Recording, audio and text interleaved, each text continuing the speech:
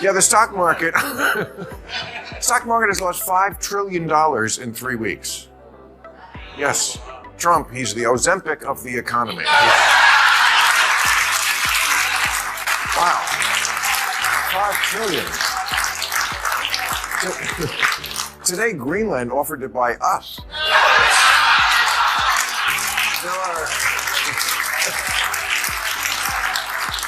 Donald Trump running the economy is like giving a toddler the nuclear codes, except the toddler might have better instincts. And Bill Maher, he's not pulling any punches. In a scorching rant, Maher dismantles Trump's so-called business savvy, revealing how the economy took a nosedive the moment he took control. From reckless policy flip-flops to shameless billionaire bootlicking, Maher lays it all out, and it's brutal. Did Trump really think bankrupting casinos was just a warm-up for tanking the US economy? Buckle up, because Maher's takedown hits harder than inflation under Trump's watch. You won't believe what he says next. Known about Trump for quite a while is that in the world, the countries that we traditionally liked, like England and France, those kind of places, he doesn't really like.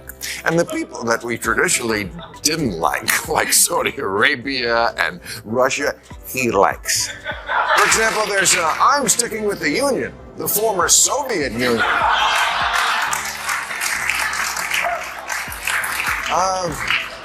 Unlike some people, he always says thank you.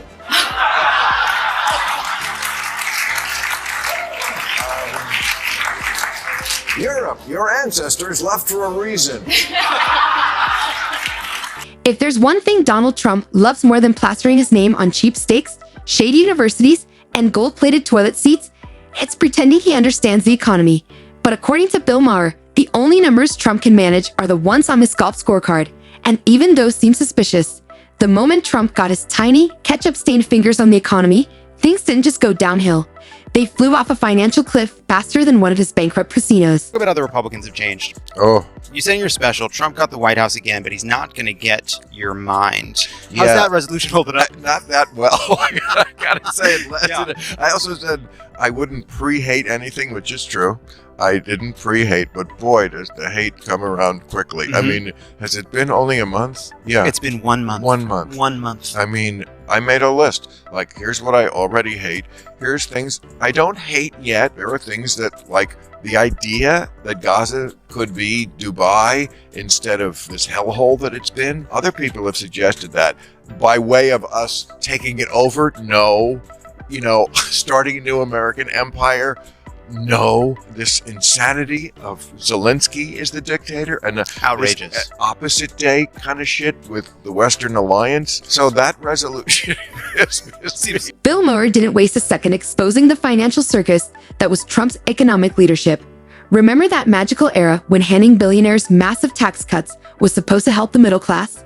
In reality, it just meant Jeff Bezos could buy another yacht while everyday Americans were left wondering which kidney to sell to afford gas. Let's be real, when a guy who's bankrupted multiple businesses claims he'll make the economy great, maybe don't believe him. That's like trusting a raccoon to guard your lunch. Trump says, I like reading as little as possible. I don't need, 200-page reports on something that can be handled on a page. He's actually proud that he makes decisions without learning anything, which makes him the perfect president for a nation perpetually looking at its phone. Of course, Trump swore up and down that the economy was booming under his watch. And sure, it was booming for hedge fund managers, corporate CEOs, and the guys selling MAGA merch outside his rallies. Meanwhile, everyday Americans watched their wages stagnate, healthcare costs skyrocket, and rent climb faster than Trump's legal bills. But according to him, everything was perfect, amazing, the best economy ever. Kind of like how he claims to be the fittest president in history, right before scarfing down a cheeseburger with his bare hands like a raccoon in a dumpster. God for Canada, the quiet, polite neighbor you never suspect.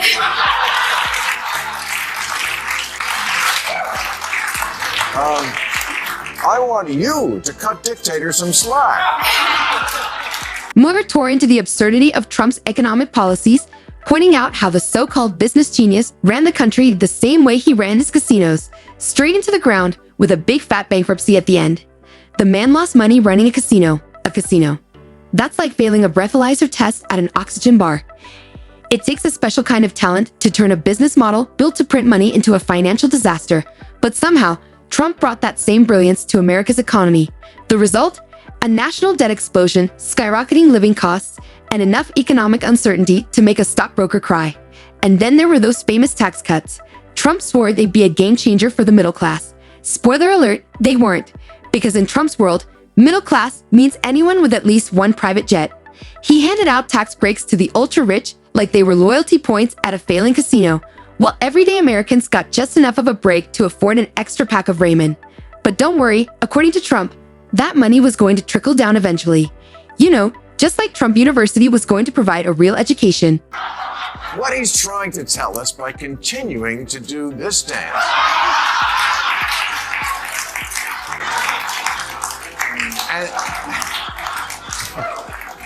And now, making YMCA his anthem. In reality, corporations use their tax windfalls for stock buybacks, not higher wages. Meanwhile, everyday Americans watch their tax refunds shrink like a cheap t-shirt in the wash. But hey, Trump made sure billionaires could keep dodging taxes with loopholes big enough to drive a gold-plated limo through. And let's not forget, those tax cuts weren't even permanent for the middle class. By 2027, they'll be paying more, while the ultra-rich keep raking it in. Classic Trump. Sell the fantasy, catch in on the reality, and leave the mess for someone else to clean up. Bill Maher had a field day tearing into Trump's obsession with the stock market. In Trump's mind, if the Dow Jones was up, the economy was perfect. But here's the problem. The stock market isn't the economy. That's like saying your Instagram likes to determine your health. Just because the rich were getting richer didn't mean working Americans were doing better. In the real economy, wages were stagnant, healthcare was a disaster, and housing was so unaffordable even monopoly players were going broke.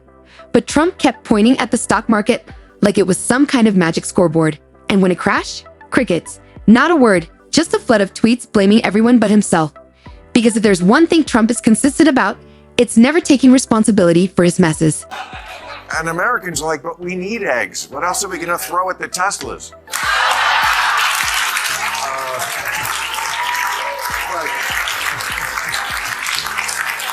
You know what? 5 trillion in 3 weeks, and we have only ourselves to blame. Trump said this would happen if we re-elected Biden. Oh, wait, that didn't happen. No, this is happening because Trump wants to bring back manufacturing, and to get the ball rolling, he is manufacturing a recession.